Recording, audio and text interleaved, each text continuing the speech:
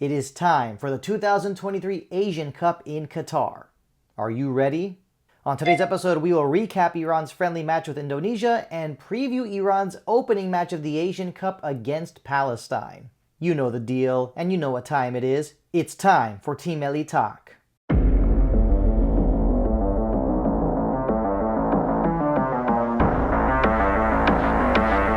The boys are ready. They are ready for the Asian Cup. Hey everyone, welcome back to Team Melli Talk. The Asian Cup is here, and this means you are in the mood to purchase some Team Melli gear. Contact us on social media or send us an email, teammellitalk@gmail.com. We have green retro Iran shirts and Team Melli scarves. You know you want them. Next, let's take a look at Iran's starting lineup against Indonesia. Getting the starting goal, Hossein Hosseini. Now for the back line, Ehsan Hajsafi, Majid Hosseini, Shoja Khaliazadeh, Arya Yousefi.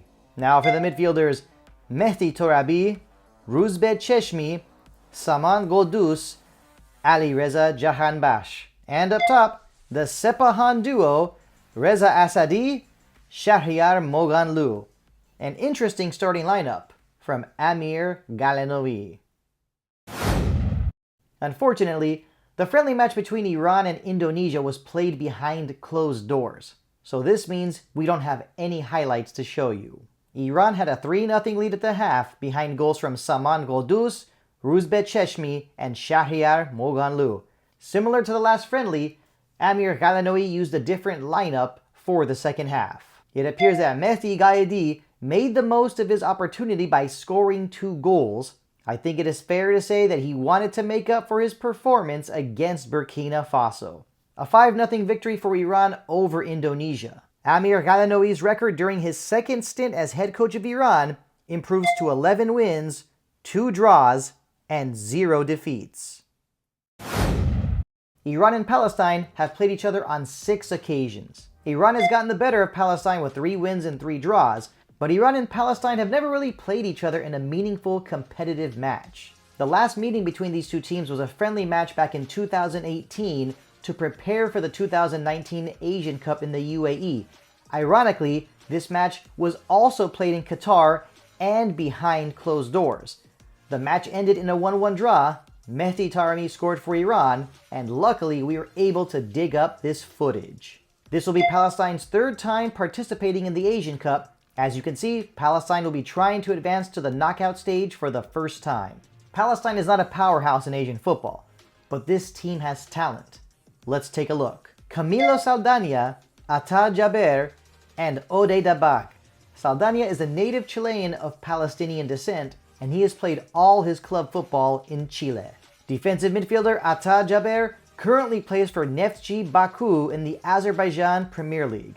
A very experienced midfielder, and he was once the captain of Israel at the U21 level. Forward Ode Dabag is currently playing for Charleroi in the Belgian Pro League and previously played for Arouca in the Portuguese Primeira Liga.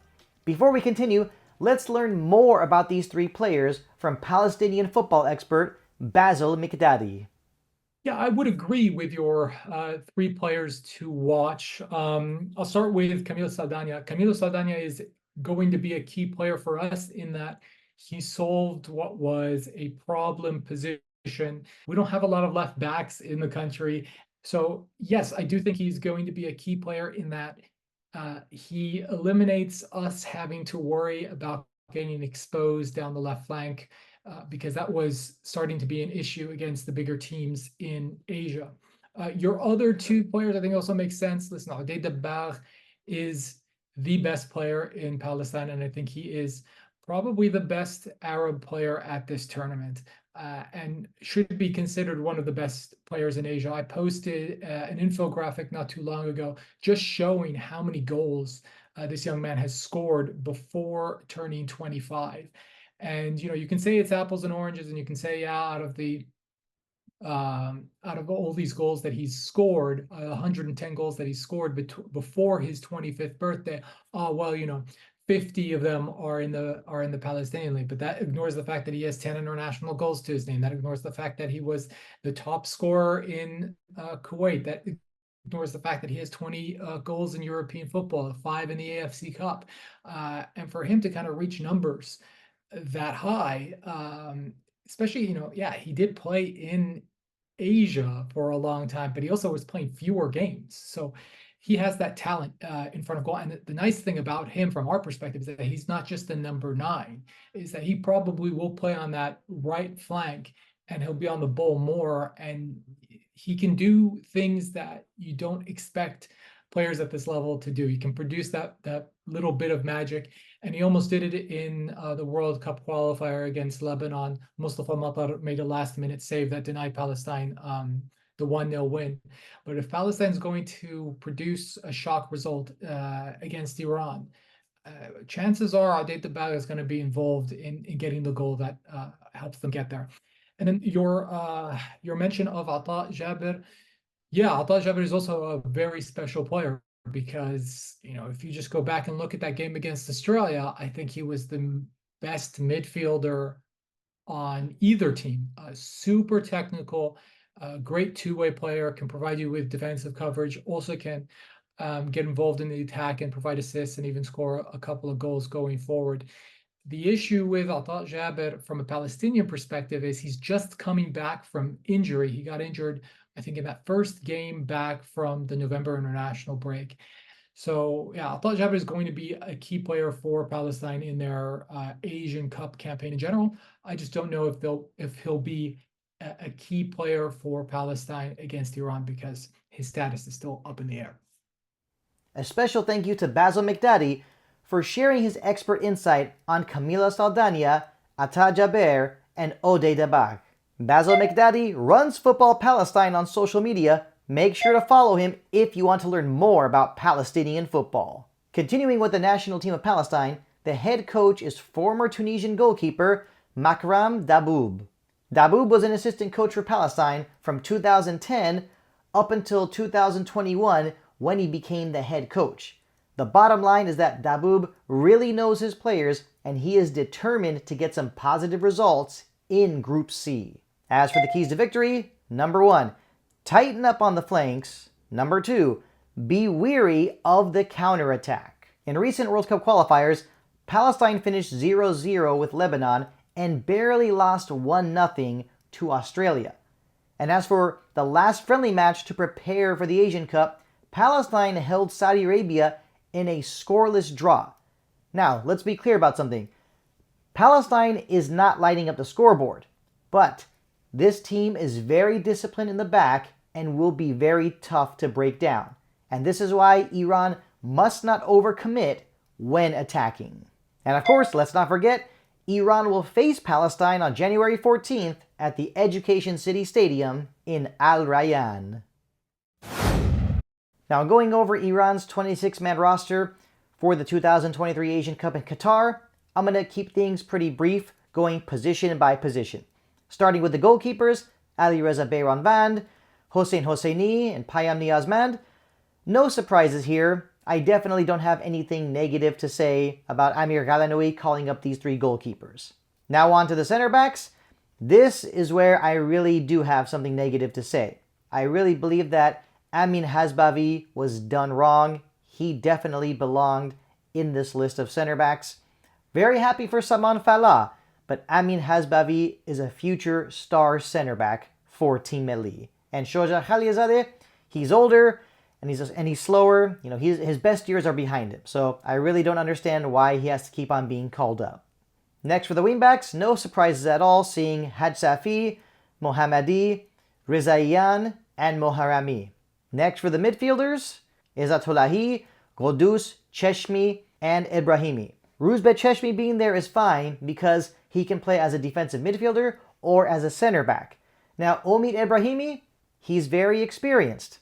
He scored a goal against Burkina Faso. I know there's a lot of Team Melli fans that are happy to see him there.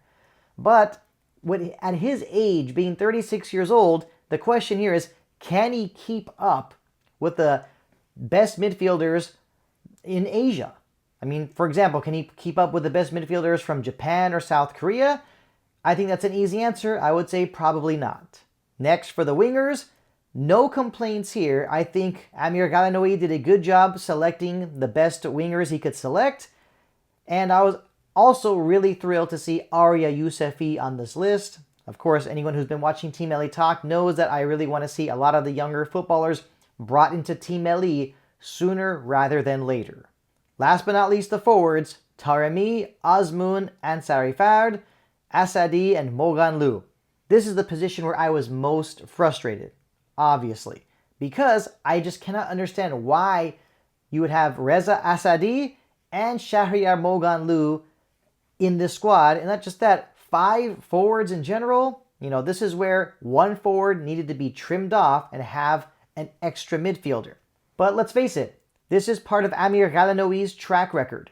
Looking back at the 2007 Asian Cup, he really liked giving lots of playing time to Reza Enayati and Rasul Khatibi. And before they started playing in the United Arab Emirates, they were, some of the top players in the Persian Gulf Pro League. So yes, this is Amir Galanoui. He loves to reward the top scorers in the Iranian Pro League, and he's definitely done that this time with Reza Asadi and Shahriar Moganlu. Of course, I have plenty of respect for Karim Ansari Fard, but I really believe that with these 3 forwards, Ansari Fard, Asadi, and Moganlu, if you're going to select an older forward, I think the best solution would have been to select Shahab Zahidi. He has played at a very high level in the Ukrainian Premier League, and I think it was a no-brainer that he should have been on this list. But this is Amir Galanoui's 26-man roster, and we just got to be ready to support Team Melli in the Asian Cup in Qatar. 4 years ago at the Asian Cup in the UAE, Iran made it to the semifinals, but was defeated 3-0 by Japan. The 3-0 score was very upsetting, I'm not going to lie. But our Team Melli footballers need to remember this result and motivate themselves to play even harder in Qatar. Am I confident in Amir Galanoui? No, I'm not. But I am confident in Team Melli. I know that Iran's star footballers will be ready to play. And as long as they believe in each other, anything is possible. As for my prediction for Iran's first game, I see Iran defeating Palestine by a score of 2-1.